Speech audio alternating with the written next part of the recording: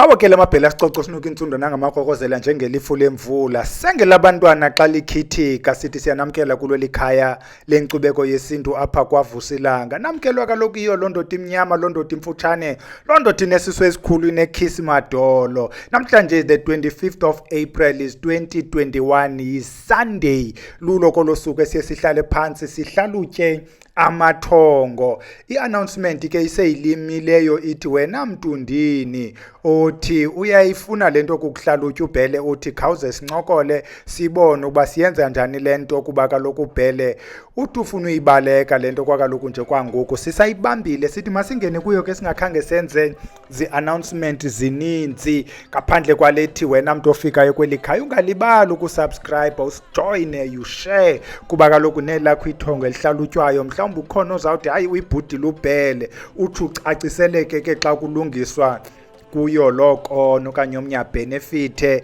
ngokuba funde eli lakho xa belihlalutywa. Masingene ke entweni ithini ke into yanamhlanje siyaqalisa ke siqala ngowokuqala nankuphumeza Msuthu kuphumeza kanye nguphumeza Msuthu uthe Nkosi Bhele siyabulela ngenkcazelo yakho yalamaphupha camagu Msuthu sigqithe Msuthwini siye nangu unathi wana uthini unathi uthe Nkosi bawubhele ndizokukhe ndizame ndize kuwe ndisemthatha ngokuhlala camagu ngumntu apha mhlawumbi ngabaphaya ezimbane phako zinkulanda ukhuthuzwa kuyo. Sigqithe siye kuluvo lwethu Nkomo uthi I came across your channel from recommendations dikwi-channel yempunga yesintu Enkosi Bhele. Enkosi Nkomo talk about impunga yesintu. I had a chat with him izolo Saturday.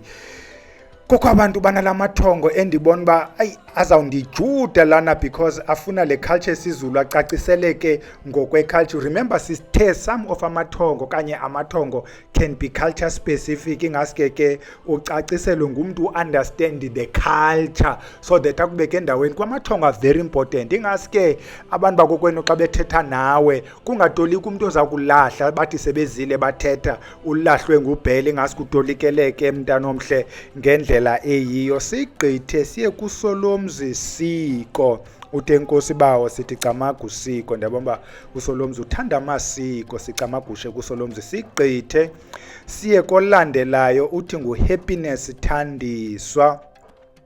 Masimve uthini Happiness uthi camagu tata ubhele ngenye imini ndandizixela ukuba ndizovuka ndiyohlola komnye umama oligqirha walapha ekuhlaleni kuba izinto zam zazi kwaphela esithubeni but ndithe ndingekayi kuye ndaphupha ingathi ndiya kuye. Xa ndifike ulele phantsi ekhukhweni uyagula ide ingathi wombethe ezangubo kuthiwa ngumrhaji ingathi ubhityile. Ingathi ndithi kulo mntu ndihamba naye akazondinceda man lo mama ingathi athi yena andizokunceda nyhani but yintoni le udla ngokuzidibanisela yona nentsangu. Ndithe ndisajonge leyo kwalapha ephupheni ingathi ndiphuma impethu ebeleni ingathi ndiyabaleka ndiya eSt John's ingathi ndijike endleleni ndithi ncim akekho right man lo tata waseSt John's ingathi ndijike endleleni ndingabisaya. Ndithe ndisendleleni ejikayo ndibaleke ndigqithe kukho umntu ongusisi ohleli endaweni entle egcwele amakhandlela amhlophe nabomvu ingathi kukho nebhafu ezigold nento ezigold. Ingathi ndime apha ndizithethele ndithi kufuneka ndithandaze ngalamakhandlela amhlophe ingathi kuvele ubuso bomntu ongumama apha esibhakabhakeni but obubuso apha engqondweni yam ingathi ngumakhulu wam ongasekhoyo but ayinguye ebusweni. Ingathi uthi kum hayi ndandithe sebenzisa eli libomvu ndothuke. Asizolihlalutya ke Happiness Thandiswa yenza lento kuthiwe yenze uzobona uba kuza kwenzeka ntoni kuba ingathi indlela uyikhonjisiwe. Sigqithe kuye uHappiness siye kuGrace Simelane. uGrace ayiwanda inguye nalo wayetshate noRobert Mugabe masimvuthini uGrace. Babubhele ngiphupha ngilapha emsebenzini engisebenza khona ngathi ngivula igate ngizophuma listen life like long yabona ke kukho nezi autocorrect uthi uyabhala itshintshe into kubhale into ubungayibhalanga iphele ngokulento ingeyile ubuyitsho ithini masiqalele babubhele ngiphupha ngilapha emsebenzini engisebenza khona ngathi ngivula igate ngizophuma bele ndayibhidayo lonke ngathi igate ephumayo totally mangisabheke lelo gate eliphumayo ngibone ihashi elimhlophe elisa bu-unicorn. Ndizama ulifunda ke lento quickly. Grace, I think what I will do, maniphinde ndithethe nomlekeleli ndichekishe ukuthi how will you feel ukuba ndiforwarda ezi comments zenu kuye. Yeah, because yabona izawuhamba ihamba indibhide sihlobo sami. I'm not lying. Izawuhamba indibhide iyafuna umuntu othetha isiZulu within iculture isiZulu nguye ozakuncedisa. Yabona, because iyadlula ngiphupha izinkomo zisendaweni eyiground lokudla nami ngilapho bese yabona. Yeah, I think mandingayi attempt isihlobo, but I will also request any person omameleyo onokwazi ukusicommentela othetha isiZulu asicommentele kulento kaGrace uba uyibona njani, because masingamlahli masiyitolike ngendlela ezawuba right. I'm sorry Grace, simelane Mugabe, siyadlula siya kumdala MZTCC ndiyabona ba ke inoba ngu DJ othile masemvuthini. Xa makubhele ubuso bam buyanambuzela endlwini ndiphuphe ndikhwele iquantum ndikhwele nabantu banxibe emnyama bandiseza into kusasa ndibone ibhabhathane elimnyama apha endlwini labhabha laphuma. Yabona ke wena uyamfuna umuntu wamayeza ukwenzela uba ezinto uzisezwayo ngabantu bequantum. Uyayibona mosilanto kwakuthi xa kuhlalutywa kuthiwa imeko njengale ukuyo ibiyikhetshi.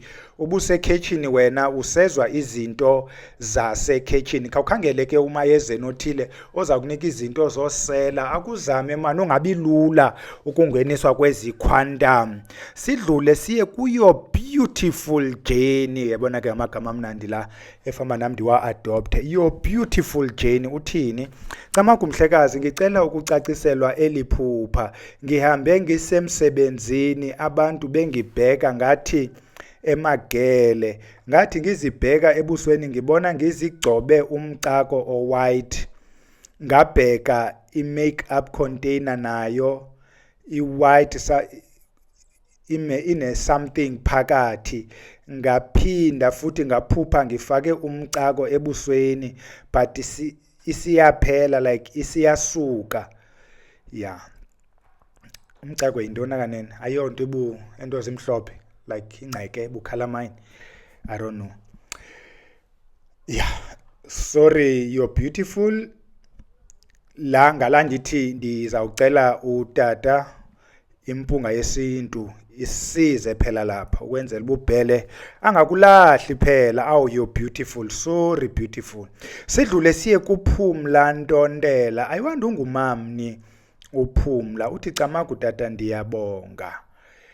Camagu ungumamni phumla. Sigqithe siye kusiphokazi siphoki. Bencema uthi siphoki like isibhorho isibhoki. I think itsho siphokazi siphoki. Yeah, siphoki. Camagu bhele ndiphupha ndihamba nomakhulu. She's still alive. Bekungathi siye egadini emangcwabeni ingathi xa sifika kwingcwaba likatata omkhulu ingathi ibhokisi ingaphezu kwengcwaba lakhe but inhloko yebhokisi ivulekile. Inhloko yakhe ivelile apha ebhokisini kodwa ivele ejonge kude ayijonganga ngapha ngasezindlini. Ndibuze kumakhulu siphi isiciko sebhokisi athi silahleke oko yahlala inje ibhokisi. Siphoki khawuligoduse eli mntanomhle ulise kubantu basekhaya ubaxelele nje ngokuba linje baza kuxelela ukuba lithini ingxaki ekhaya le.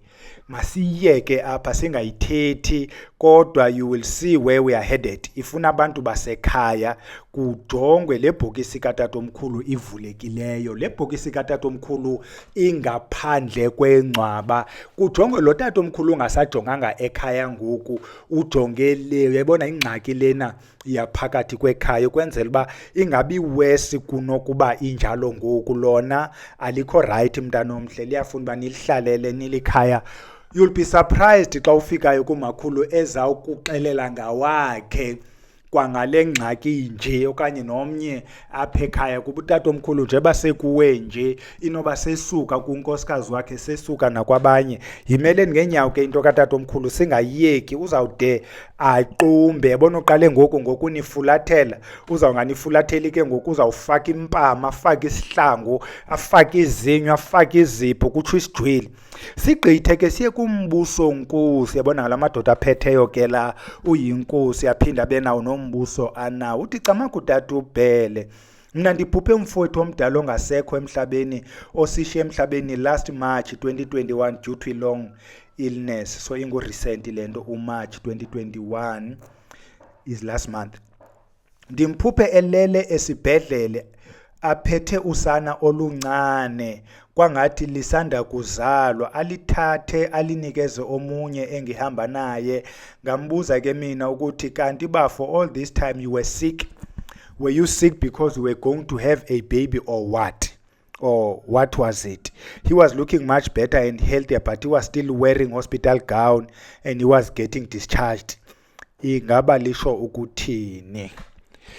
I will give you meanings ezingaphi nakanene? 3. Let me give you 3.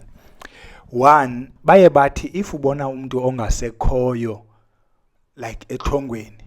Lena is also very recent in the last month, but it could be that akakaphumi kuwe enhloko usamcinga. That is number 1. Number 2, ubona lo muntu ingathi usesesibhedlele, is about to be discharged and so on. He looks better mhlawumbe.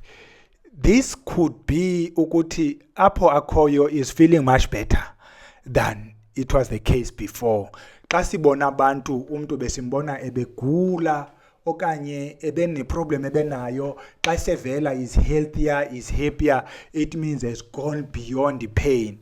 That is what it could also mean. Number 3, umbona ubungamazi enomntwana, now umbone nomntwana is handing over lo mntwana. It would have 2 meanings xa bekuhlalutyela abantu bamathongo. The first meaning could be lo mntu ebenalento imdaka nje swanayo, it could have been isilwane or something, now is getting rid of it, is handing it over to someone else, bengathatha bayizise kulo direction enjalo. Number 3 or number 2 within lento yalo mntwana, it could be a present, because yange context umntwana can also be a present. It could be that now that ekwelinye icala lo mntwana usanduba khona maybe a gift afuna ukuyinikeza someone else, so ndifuna ukuyishiya ndingayitshongo, uzijongele wena ukuthi ngoku understanda kwakho elithongo, because nguwe uzawulazi ithongo lakho kwenu, ubufuna nje umkhombandlela uzalibona uba likekelela phi kwezi zinto. You may get a second opinion, someone onokwazi ukukuthatha akusondeze kanye kanye apho liya khona. But if I were to answer whether libi or lihle na, alikho libi from where I stand. Alikho libi at all, because to start with ukubona umuntu wakokwenu okwelinye icala is always a good thing. Ubona umuntu ongasekho, it means you still have a connection. Sidlule kunkosi onombuso wakhe siye kuchuma mchithwa. Uthini uchuma? Uthi camakutata ubhele ngo-2017 ndifika kwesihlalo ndikuso emsebenzini. Oh, I think ubalisi ndiyakudala uthi ndaphupha ndisehla eliweni. Xa ndifika ezantsi ndiphakathi konxweme lolwandle neliliwa, ndisoyika kuba ndindodwa kwaye andiyiboni indlela yophuma, umthetho wam andikwazi ukudada. Ndothuka ndiphinde ndaliphupha kathathu eliphupha emva koko, kodwa liqala kulaa ndawo laliphele kuyo, ndisezantsi phakathi kweliwa nolwandle. Andiliphuphanga kodwa kulo mhlawumbi uthi akaliphupha kulo nyaka uphelileyo nakulo miyo, andikaphuphi camagu. Chuma mchithwa aseza kulandela mntanomhle lamaphupha alamanxweme nezintaba nokuhamba wedwa nokoyika nongayiboni indlela aseza kukulandela awapheli loo maphupha loo mathongo anjalo ngala wethu sonke thina abantu abahamba le ndlela yesihlwele whether ungumntu wasentsimbini okanye ungumntu nje ozifanela nobhele ngamathongo aza kukuxhaphakela until udibane nomntu oza kukuncedisa whether wena funeka uthathe intsimbi okanye funeka wenze lonto uyibizelwayo ngabantu bakokwenu ngamathongo anjalo azawuhambahambe akoyikise nje baseqalile until you stand up wenze le nto abantu bakokwenu bafuna uyenze cenga ke ucela ubuze uba nithi mandenzeni ndim lo ndinguchuma ndibani chumani ndifuna ukwenza le nto nifuna ukundithuma yona.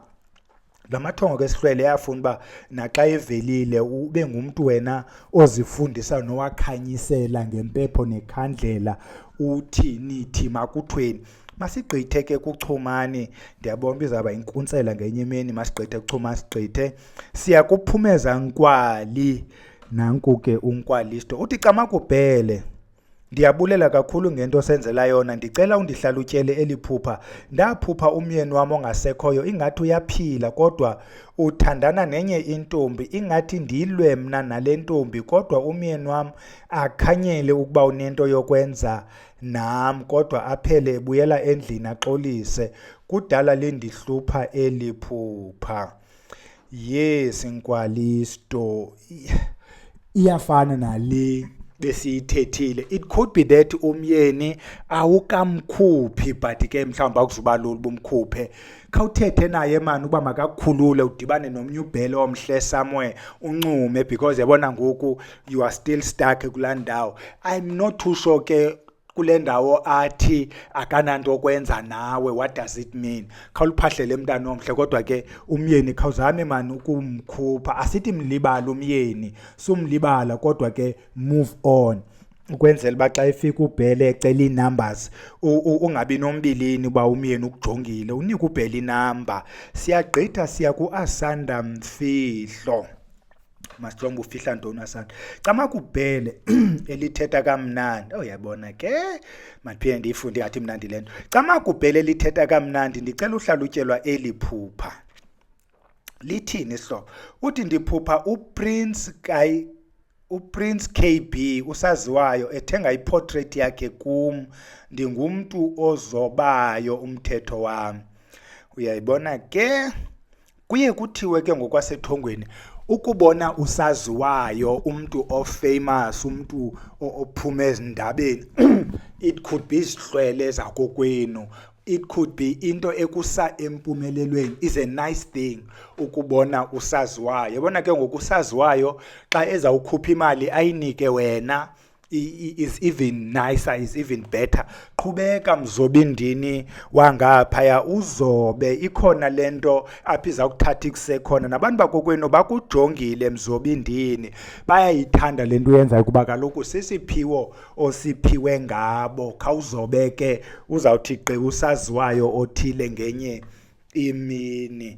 Masigqithe ke siye kuVice Phemelo andanoba nguVice kaPhemelo okanye camakutata ubhele ndiphupha ndisiya komnye utata oyinyanga ingathi ndiyele ingxaki ethile ndifike ndibulise ndihlale esitulweni ndithe ndisahleli kanjalo ebhizi yena ngamayeza akhe ngathi wavuka umoya wabantu abadala ndaguqa ngamadolo wobe ubhongo umoya ingathi wandingxolisa esithi bonani thetha lento uyibonayo ingathi ukwatile ndavela ndaphuma ndamshiya apho ngoba andivani nomuntu othethela phezulu ingathi besendinomsindo cela ubuza ngabe lithetha uthini ya mna usuggest ukuthi khawukhuye kulo tata mhlawumbi lo tata umboniselwa something I'm not sure noba ngubani ovukelwe ngumoya noba nguwe or nguye na kodwa khawukhe uye mhlawumbi ikhona lento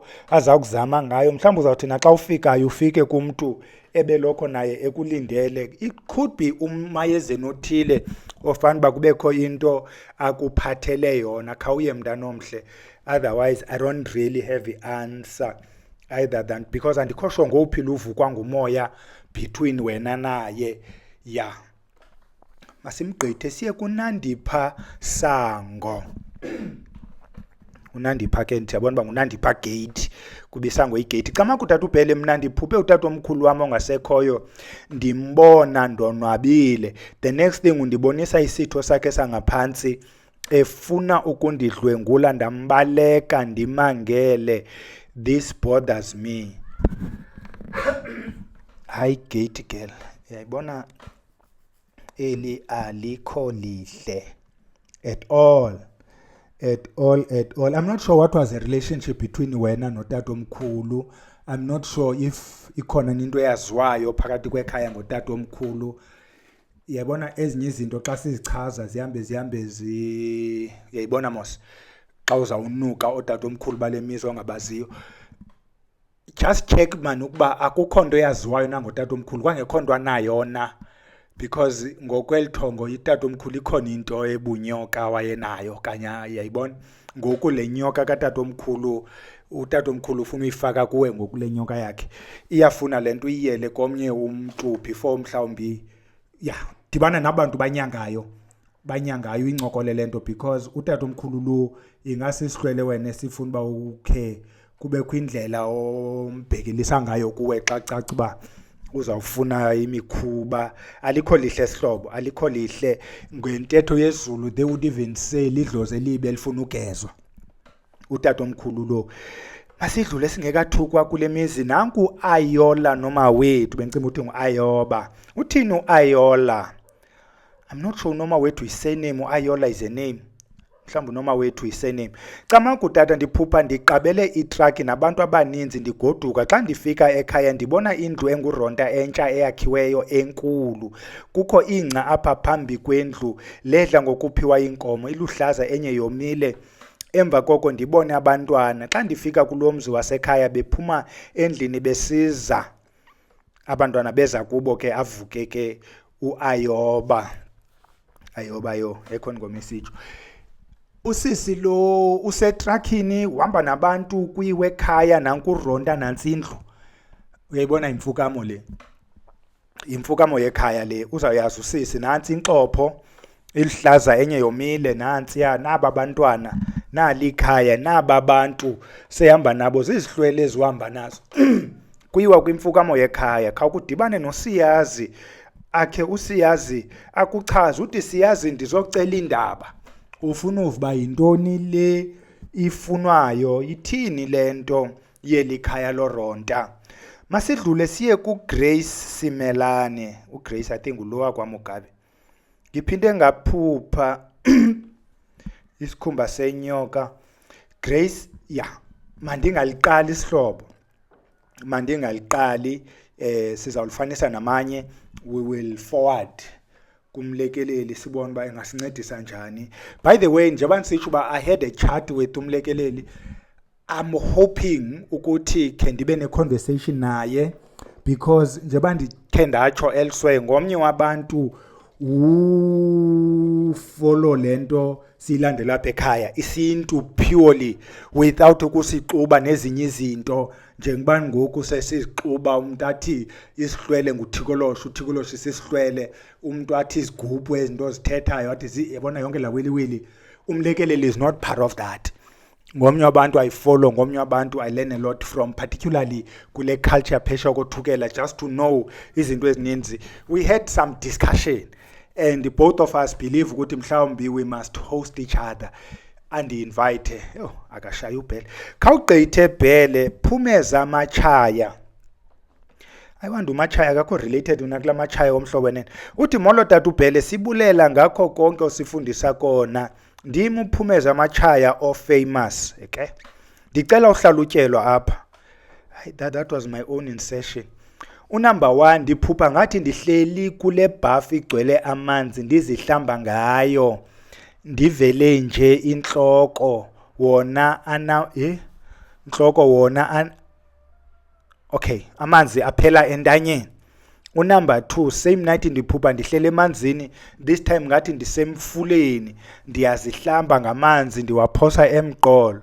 Number 3, same week ndiphupha isithabazi samanzi ndihamba with my colleague ndide ndithi kuye lo ndihamba naye ndiza kuxelela umama ngalamanzi, ndiza kuxelela umama ngalamanzi. Amanzi angaka tata ubhele atsho ntoni? Lena yakho into yokuhlamba sihlobo ingathi kuthiwa zihlambe. Lena into nguzihlambe ngamanzi la okugeza, okuwasha. Kufuneka udibane namanzi sihlobo, ubungasemlanjeni ukuyodibana namanzi, ubungaselwandle uyodibana namanzi. I don't have much into ke kule nto yalamanzi because akuthiwa mawenziwe ntoni ngubani, nguwe luzihlambayo. Khawukunyuka apha mani uyothetha nabantu bakokwenu emanzini. Ibuba ufuna ubaphathele ezo zinto, ubaphathele ezo zinto zohlwayela lo mbona, ezo mbotyi, lo mathanga, ezo zinto zihlwayelayo. Uthethe nabantu bakokwenu ubabulele, utsho konke ofuna ukutsho and then uhlambe. Inoba nawe bayakukhumbula nje ke bayodibana nawe. Sihlobo sakwaMatshaya, sigqithe kuMatshaya siye kuMakhosana Msima. Siyabulela Camakubhele, ndiphupha ndihamba nomntana, xa sifika kweli gumbi ndibona ngaphandle intaba kodwa ayikho nkulu kakhulu. It's even quite smooth. Lo mntana looks very young for her age, ngathi una 7 to 8. She's a bit over 30. So ngumntana una 30 luvela engu7 or 8. In the dream, I asked her to climb the small mountain and watch her as she goes. I'm a bit worried though, ngibona some 2 men climbing down the mountain. Ndicinga ukuthi they might give her problems, but I let her go without accompanying her. Ngapapa. Yeah. Yabona abantu baye bathi abantwana who come in dreams bengo 7 to 8. 9 up to 14 kuye kuthiwa zingelosi ngokwelanguage ke yobuKristu nale language seyikhona ngoku. Kuye kuthiwa ingelosi ngumntana ohamba nawe ngumntana okhaphayo, ingelosi leyo. Because uthi lo mntana wakho is over 30 uvele ngu7 to 8, uzathi umuntu xa itolika ngumntana wasekhaya othunywayo ukubambe nawe uyokunyukela ke le ntaba so that ungazinyukeli. Iyayibona ikhona lento uncediswa kuyo ngabantu bakokwenu. I wouldn't know, nguwe oyaziyo. Ikhona lento ezindaba befanele uyazinyuka wena othunyelele umntu ozokuncedisa. Yabona ke lithongo lelinye la ingasi ufumane a second opinion, ungamamela ubhele yedwa because i-context sometimes zihambe ziconfuse, but alikho libi xa kukho umuntu okwazi ukwenzela izinto uthumele ube ngulo muntu uthumelayo. Akukho nto ekuthiwa yenze, you only have a helper oza kunyukela ezindaba ungakwaziyo ukuzinyuka. Sidlule siye kuMogale Ligaye. Uthini uMogale? Siyabulela Bhele, sifunda kakhulu kule channel yakho Camagu Ligaye. Igaye mosilikhaya Camagu. Nanku D, ukhona umama ongu-D apha eMonti oyi-fortune teller. Inoba nguye lo masimvuthini u-DM. Camagu tata mna ndingudiza. Oh, ndicela ubuza tata mna ndiphuphe kukho isifihlo apha nditshatele khona, kusweleke ugogo walapha emzini wam. Xa kungena umzimba sihleli phandle silinde lo mzimba bangena abafundisi apha ebaleni belungiselela inkonzo nokwamkela umzimba. Kuthi kusenjalo athulwe umzimba lo kagogo. Xa uthulwa kule moto ebelikiswe kum emqolo.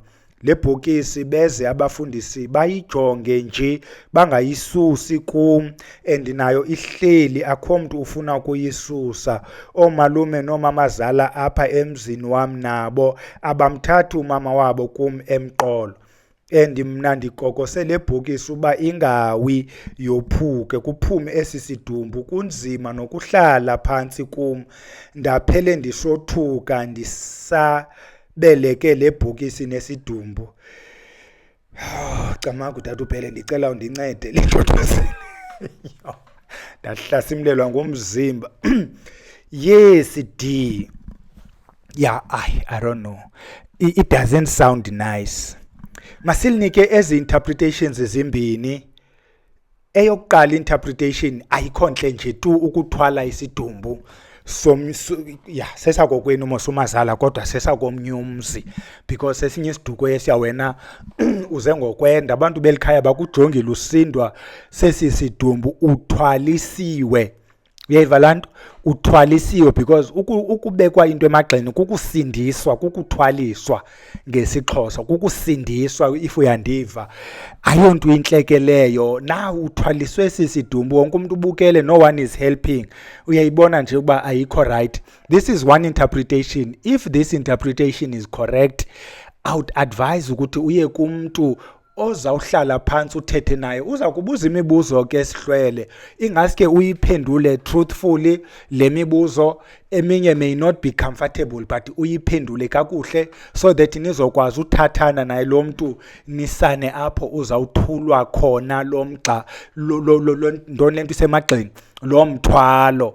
That is one interpretation. The second interpretation could be, kulo msebenzi wenziwayo, it could mean abantu balomzi akukho xanduva baluthathayo, bakubukele nguwe lo uthwele lo msebenzi walo gogo walapha. Everyone is just nje gazing at you, akho mntu ucinga anything emakakuncedise ngayo. Ithi ke xa injalo, if this interpretation is correct, nguwe mosozawuyazi, hayi bendithwaliswe umthwalo wokuhoya umngcwabo. It could be ugogo, it could be someone else, but into yokuthwaliswa ubunzima apha emzini. If into enjalo, akukho nto mosifunisa amayeza kuyicengela nje uba kutheni abantu belikhaya bendiyekele nje, savele ndiwushiye mna lo mzi ndiyokwendela kwabhele. If this second interpretation is correct, nguwe ke kufana uba utsho kubana whether you are able na to carry the load okanye unida i-assistance. Kodwa ke if the first one is correct, I'm worried. Ithini elandelayo? Ingasike siphele, because ithi battery 2% dilibele kuyi-charges. Hayi masiyekeni izihlwele. I think ndiwagqibile except li-1 likaphumza malhas. Phumza, ingasike sihlobo sam uphinde ulikope lonke ulipaste kulena ivideo, so that silincokole kule veki izayo ngoku ibhetri yaphela. Once ithi pam yonke le recording is gone. Masiyeke nilale ke sihlwele, sidibane xa siphinde sadibana sisenza kwawona la mathongo. Masidibaneni ngomso ke xa sabe sincokola ezasevenkileni, sabe siphethe ikhandlela elimnyama. We had a long discussion ngekhandlela elimnyama yesterday esikolweni. It was quite exciting and intriguing. Ndangathi masiyiphindeni lento, even though we've discussed